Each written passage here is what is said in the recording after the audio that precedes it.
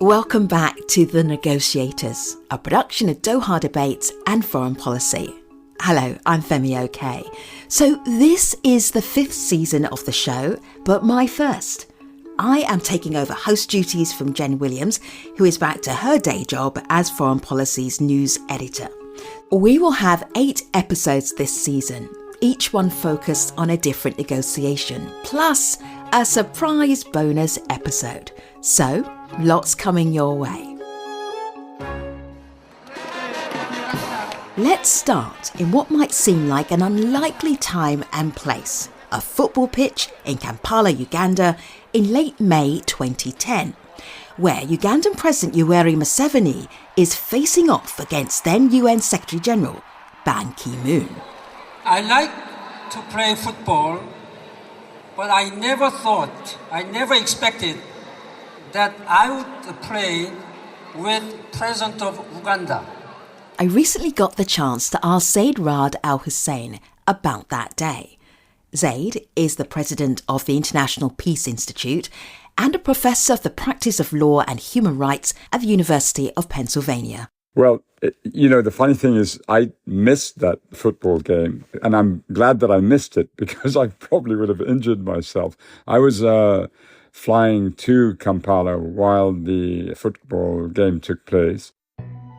As you might have guessed, the football match was not the main event. Zeid was flying to Kampala to take on a challenge that was much more difficult and potentially perilous: establishing the crime of aggression under the International Criminal Court.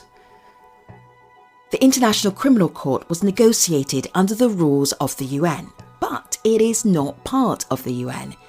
It's an independent criminal tribunal that prosecutes individuals for 4 distinct crimes: genocide, war crimes, crimes against humanity, and the crime of aggression. But when the ICC was first negotiated and culminated in Rome in July of 1998, negotiators couldn't agree to the details of the most serious of these crimes: the crime of aggression. There was simply no time. That conference itself was a ginormous, colossal undertaking. And so it was decided at the end that we'd include it in the list of crimes. So we'd include it together with genocide, war crimes, crimes against humanity, but just as a placeholder, and then for it to be negotiated subsequently. This quite possibly was the most sensitive, the most complex negotiations I can imagine, because it dealt with some critical issues of the utmost sensitivity to all states. Essentially, when the International Criminal Court was established, it required of all states to accept the fact that the highest authorities, presidents, prime ministers, kings, sultans, all of them would be subject to the jurisdictions or the rulings of an international court. I mean, when you think about how sensitive states are on matters of sovereignty, and here we were going so far, we were saying, look, in respect of certain crimes, I am sorry, your sovereign right to immunity will not apply. And we're asking you to voluntarily accept it, voluntarily put yourself under the jurisdiction of the court. And then we were going to go even further and say the supreme international crime of aggression, the supreme international crime is going to be a leadership crime. In other words, it's not all the minions who are going to be accused.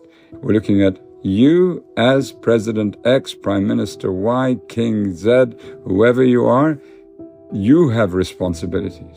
It was by far the most complex and most difficult negotiations you could think of. I mean, and I've been involved in all of them, bilateral, sort of multilateral at a state level. And I was involved in negotiations in conflicts in the former Yugoslavia when I was much younger. This surpassed all of them in complexity and in the stakes that were in play. Zeid and his colleagues had been preparing for this negotiation for 12 years, and they had a very particular strategy when it came to who would be taking the lead. I was the first president of the Assembly of States Parties, all the countries that had ratified. And then I asked Ambassador Christian Venevesser of Liechtenstein to chair what was called the Special Working Group on Aggression. And we called it special because we didn't want just the 60 or so countries that had joined the court at the time. We wanted everyone, including, the US, France, everyone, basically, to be part of it. And so I appointed him to be the chair. And for 3 years, from 2004 to 2007, he embarked on a brilliant sort of series of almost work-throughs at Princeton University, where they began to divide everything into themes and look at all the different sort of formulations and permutations. And when we were getting close to 2010, which was the time of the review conference, we switched. He was going to be the president of the review conference. So then he appointed me to be the chair of the special working group and then the working group in Kampala. And this was critically important, because the people who were supporting him then were supporting me. So we sort of felt confident. We'd been mediating and chairing meetings for a very long time, the two of us. We sort of felt confident we could get somewhere. But the exact sort of dynamics of how we would get there were still to be known. You're going into the negotiations, Zeid, and there were 3 major issues to figure out. What were they? Well, the first issue was establishing the definition of the crime of aggression. What does that crime actually look like? What is it? And once establishing it, drawing a distinction between an act of aggression, which is something a state would commit, and a crime of aggression, which is the individual within that state who's authoring and executing the crime. So that's the definitional part. And then there was the grounds for the exercise of jurisdiction. So in what context then would the court exercise its jurisdiction over that crime? And the third issue was what procedure to use in terms of getting the amendment through.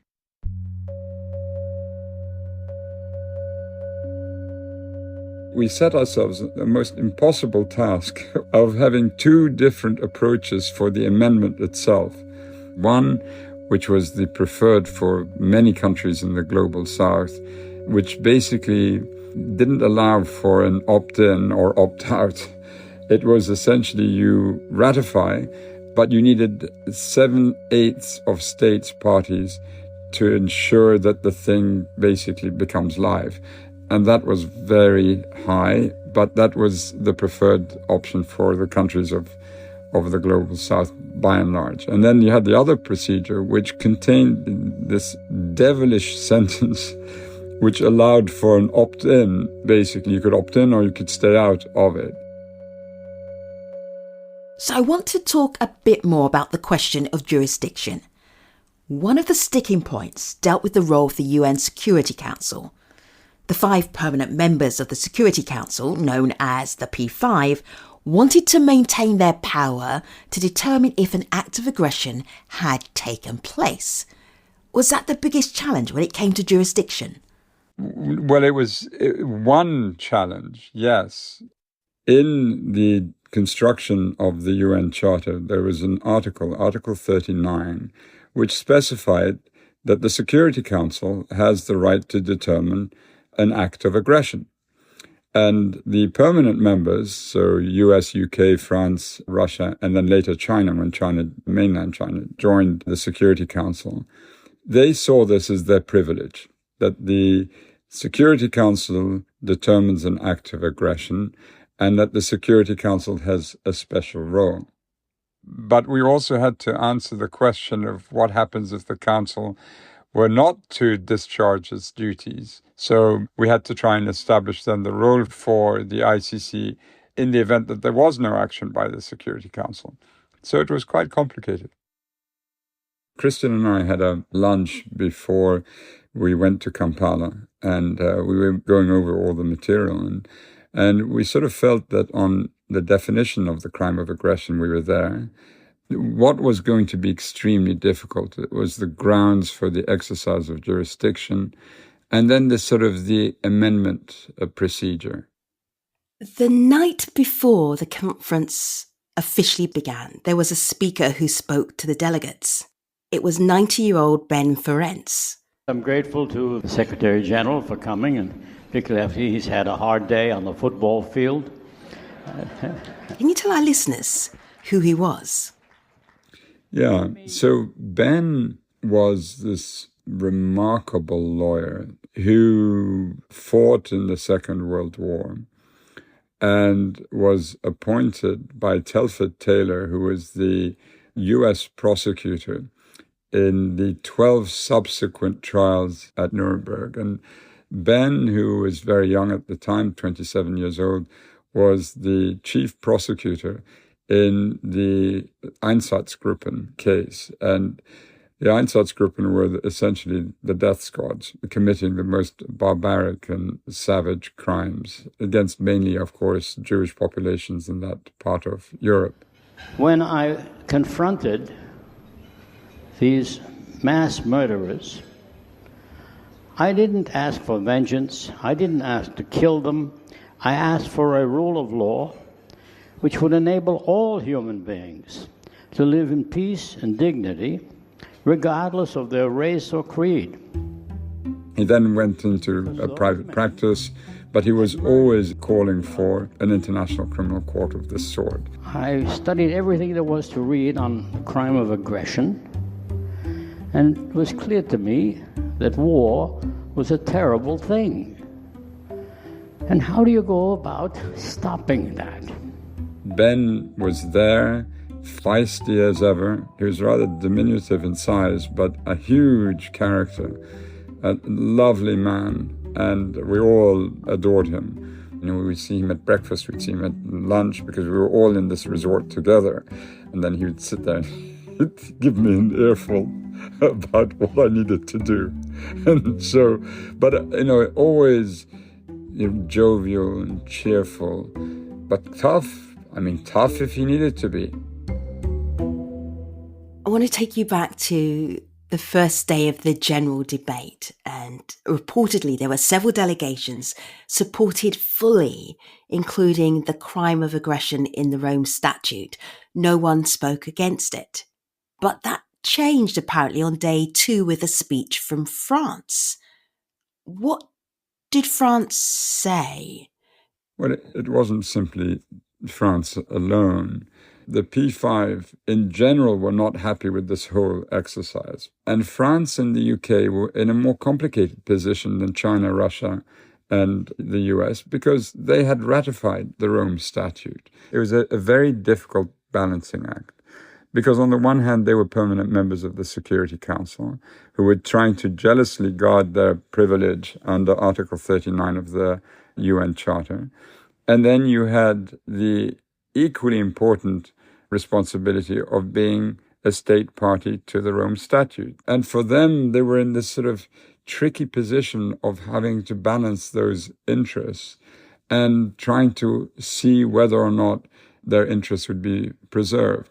Was there dissent from the beginning, or did you get to day 2 and then some of the biggest challenges started to pop up? No, you have to understand that, first of all, in multilateral negotiations, you think about how do you get 193 countries to agree on anything? 193 countries with their traditions and their constitutions and their legal limitations and whatever. And you have 193 legal teams. These are not just regular people.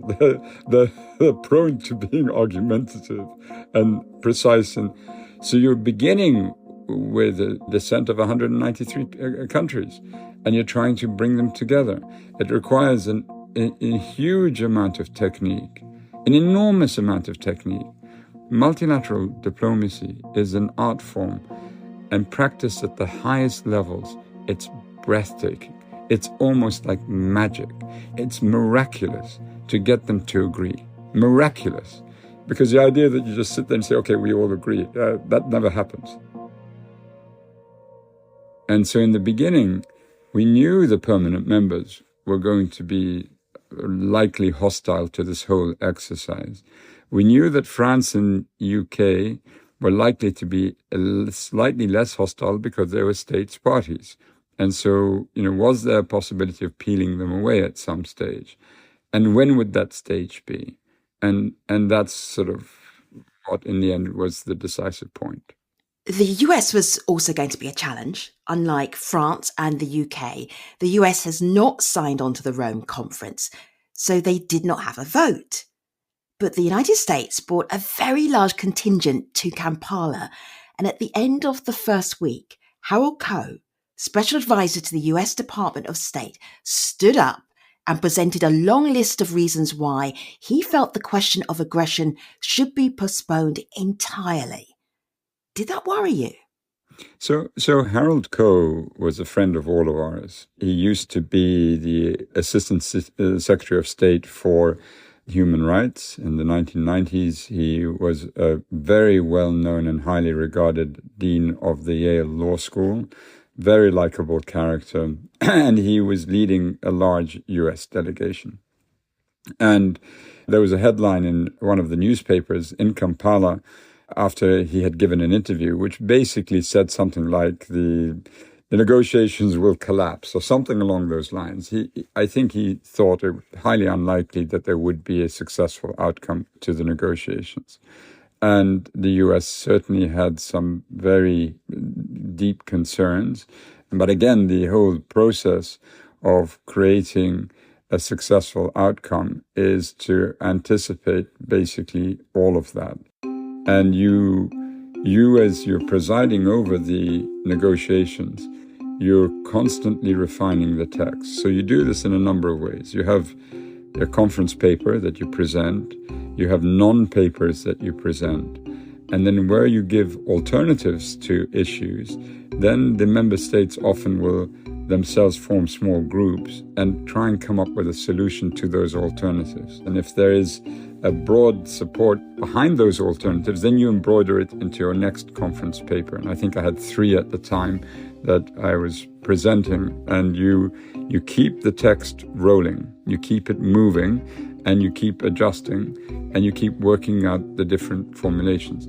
So again, we sort of knew very well that the US would not be in favor. And there was one moment where Christian Venevesser, who was presiding, and we were having breakfast and discussing something like this. When Harold, who was well known to us both, he was a friend and we liked him very much, and he sort of came up and he sort of half jokingly said, "Come on, you two, you just sort it out, but sort it out in a way that's favorable to the US." And we started laughing. And we were like, "Harold, there are 193 countries here. It's not just the US." I mean, we always try and move toward a consensus, but we always want to have a strong consensus and not a weak consensus, lowest common denominator type agreement. That was of no interest to us. We spoke about Ben Ferencz earlier, and during the second week, you asked Ben to address the delegates. Tell me about that. We were particularly stuck on one day, and we were deep in the details, and we needed a pep talk. And so I asked him to come up and speak to everyone. And he came up, and he was his usual humorous self to begin with. Thank you very much, Mr. Chairman. I'll be brief. As you can see, I'm a short speaker. No.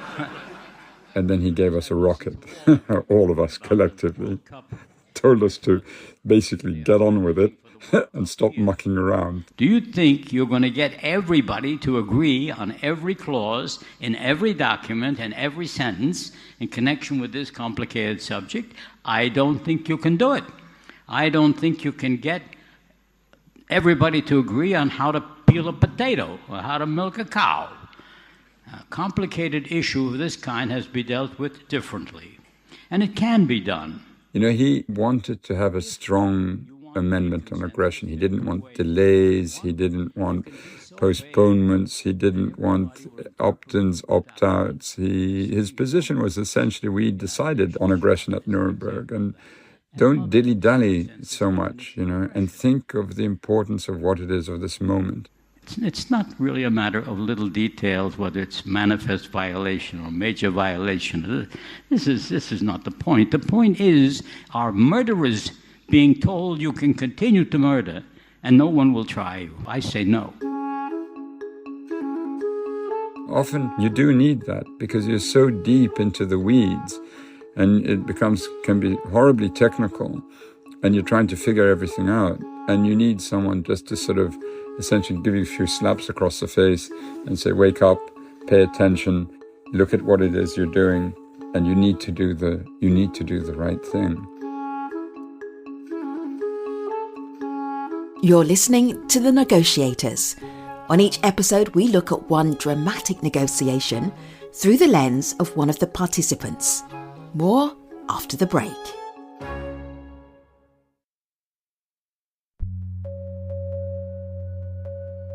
So by this point, we're early in the second week, and you tell the delegates don't make plans to travel on Friday. What did you know that they didn't? So in any negotiation, you have to have a mastery of time. You have to be able to use the clock, and you create energy. For a practitioner of multilateral diplomacy, and again, it's the hardest form. I've been in bilateral. Bilateral is easy compared to this. Multilateral, you have to harness the energy in the room. So ideally you have positive energy. Everyone's sort of agreeing, everyone is converging, and it's just delightful. And you sit there and you have your cup of tea and you're just thinking this is easy. But that hardly ever happens. Then you have negative energy where everyone's arguing, not agreeing. Sometimes it's almost like fisticuffs. But that's also good because that's energy, right? It leaves you with something to work with. And you can harness the energy and the attention, and the press is watching and the observers are watching and the non-governmental organizations are watching and everyone's watching. And that creates pressure on delegations, right? But you can also accentuate the pressure using the clock. You suspend the meeting. I suspend it for an hour or two. I then resume the meeting, give them only half an hour. I'm creating pressure. Basically, if they think that they can run out the clock with no agreement, for those who don't want one, we'll say, no, we'll stay on. We'll stay on even if there's no interpretation. We'll stay on until 3 o'clock in the morning, and we'll suspend the clock if we have to, or we'll delay it. But it's all a matter of technique, and you're constantly refining, molding, using the clock. It's an exhaustive process because you have to examine every single angle, and you go with them. What they wouldn't accept the previous week on a Wednesday, they will accept the following week on a Tuesday, but only if you've traveled together. You mentioned that peeling France and the UK away from the positions of the other permanent members of the Security Council was a decisive point in the negotiations. So when did that happen? So a very interesting thing happened. So I think it was the last day of the working group discussion, or maybe the second to last, the penultimate. There was a very clever Argentine, Brazil, Switzerland proposal that was put out. And there was a sort of another proposal put forward by Canada. And we had a long discussion in the conference chamber, and it wasn't clear where the room was heading. So we retired back to my room, and a number of delegations came with me, and we were sitting there just mulling over. Because sometimes when you're presiding, when you're sitting up there, you don't see everything, and you need people to spot for you, to sort of notice things. And a lot of it goes back, again, to the psychological dimension. Is country X objecting simply because the person's annoyed with you because of something you said? Or are they objecting because it's something related to an industry, a sort of more commercial concern? Or is it something technical? And trying to figure it out. And so we went back to the room. And we were sitting there, and one of the delegates, and I think it was the German delegate, if I remember correctly, it said something like, did you notice that none of the permanent members spoke today? They didn't ask for the floor. And all of us sort of thought about it for a second, because it was highly unusual, right? In almost every discussion, one of them would say something, at least one of them, France, UK, China, Russia, or the US. And they were not saying anything. I didn't see it. I'm sitting there chairing, I'm running through the list of speakers, I'm listening to what everyone's saying, but I wasn't paying attention to actually who was asking for the floor. And it was someone else who raised it and said, wait a minute. They're not talking. And if they're not talking, what does it mean? And then someone said, oh, they're just waiting for us to fail. They've reached a stage where they don't need to say anything because we're still so divided. And so that night, the Argentines, Brazilians, Swiss, and the Canadians created a single proposal. And they sort of essentially combined the two alternatives in terms of the amendment procedure, which began to clear the way for a breakthrough. And part of it was the negotiation initially with the UK. What did the UK need to get to that particular point where they could be brought on board? If we could tempt the UK toward us, as opposed to have them feel that they need to stick to the P5, then we felt that we would be breaking the back of this thing. And I think it was the following night where it was the UK that was the first to jump across to the majority position. And then, it left really France on its own. And, I don't know for sure. You'd have to ask one of the UK negotiators. But I was told subsequently that the head of the delegation really took it on their own authority to do that. And I have heard that Whitehall was not too pleased with the position that was taken. It's always easy when you sit within the confines of a capital far removed from the negotiation to say you should have, stuck it out or you should have maintained a hard line. But when you're there in a large conference and all these people watching and the media, it's a lot of pressure to withstand. And I think all of us could identify with the loneliness, perhaps, of the UK delegation when it came to that decision.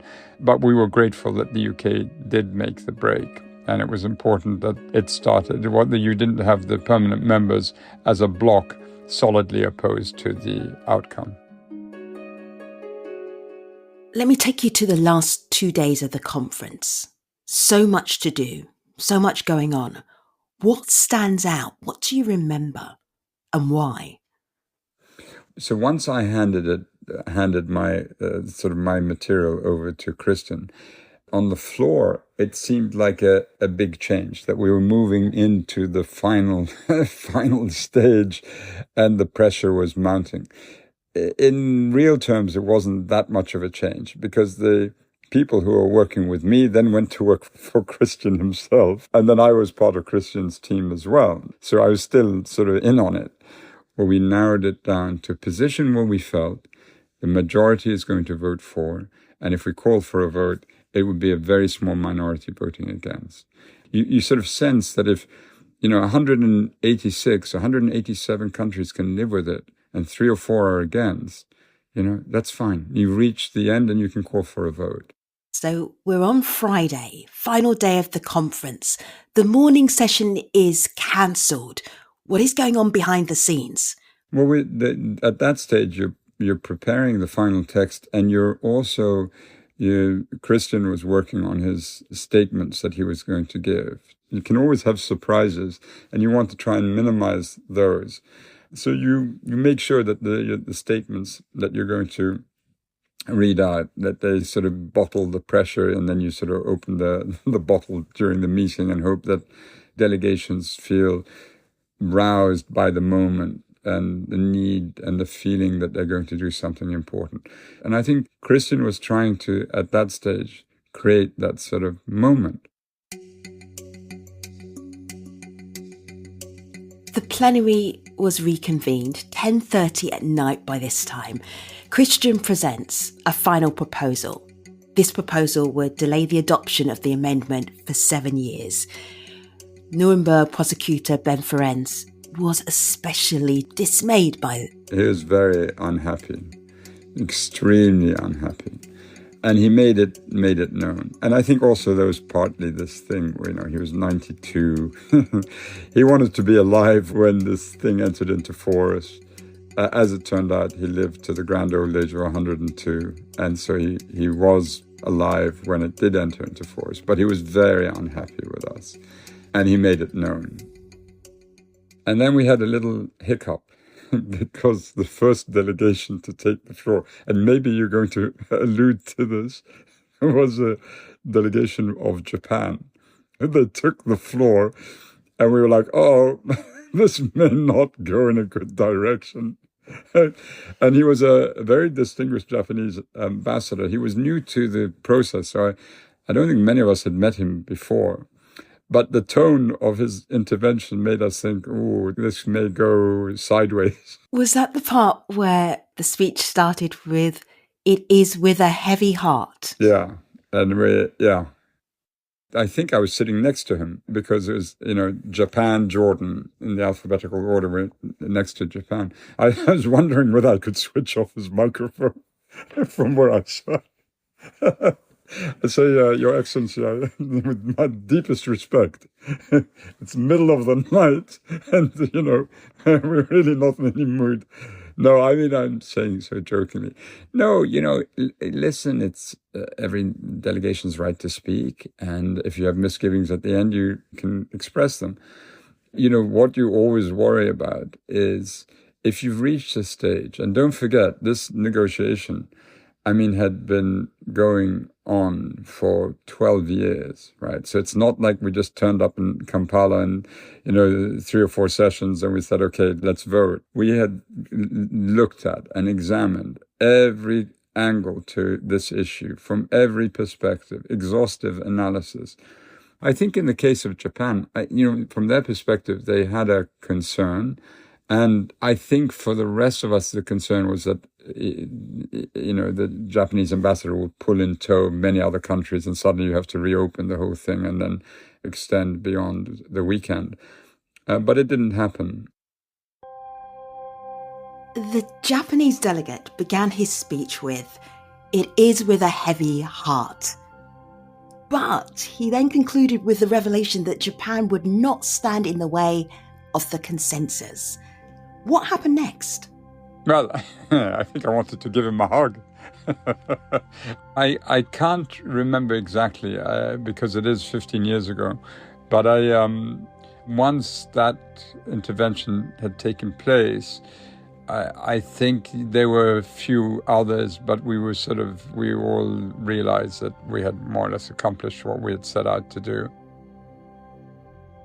When we got the outcome, notwithstanding Ben's sort of fury and, bellowing at us, we felt much relieved. I think we slept very soundly, all of us, that night, at least those of us who had been working on the text. I have been present at a number of major negotiations after the deal has been agreed, and I remember the atmosphere very clearly. People who look on the outside very bureaucratic are partying like it's New Year's Eve. I'm wondering about the mood after the amendment was adopted. What do you recall? Yeah, I think there was a huge relief. I remember we all went back to Christian's rooms, the group, our group that had been working on this. We were quite exhausted by the whole thing. But as you said, there was a sort of New Year's Eve type of feel to it. Because these are excessively difficult issues, as I said, extremely difficult. And there's a sort of a beautiful aspect to this, which reinforces the idea that we can all work together and solve complex problems together, and do so sometimes with humor. Sometimes we need people like Ben to sort of, shout at us, and you need the pressure and the time pressure. But deep down within every negotiator is a sort of a desire to actually succeed. I would like to think, and you'd have to interview Harold Coe himself, that yes, he was a professional, and he had the responsibility of representing the United States. But deep down within him, I wondered whether or not sometimes he felt, well, he did his best to stake out the US's position, but he was also involved in a process that largely succeeded. And I think, one takes pride in that. The amendment was activated in 2018, but to this day, no one has been prosecuted for the crime of aggression. Some suggested that Russian President Vladimir Putin should be held accountable for the invasion of Ukraine in 2022. But the jurisdiction of the court is still quite limited.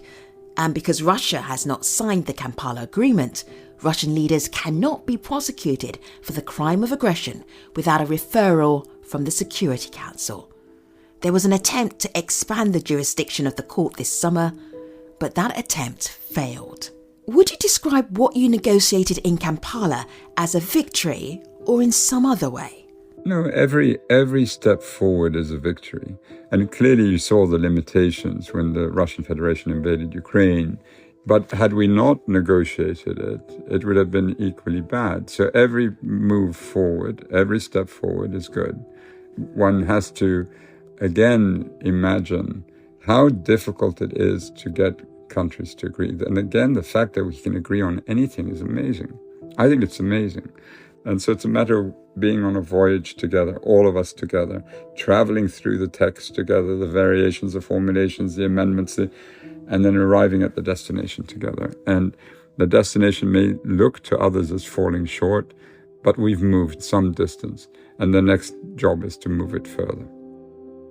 Zeid Ra'ad Al Hussein is the president of the International Peace Institute, which supports negotiations around the world.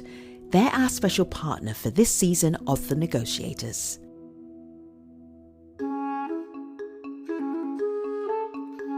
The Negotiators is a podcast from Foreign Policy and Doha Debates. The International Peace Institute is our special partner this season. Our executive producer is Karen Given. Our production team includes Laura Rossbrow-Tellem, Rob Sachs, Claudia Tady, Jafit Weeks, Jigal Mehta, Amjad Atala, and Dan Ephron. Doha Debates is a platform for truth-seeking dialogue where the most urgent issues of our time are discussed and debated. It is a production of Qatar Foundation.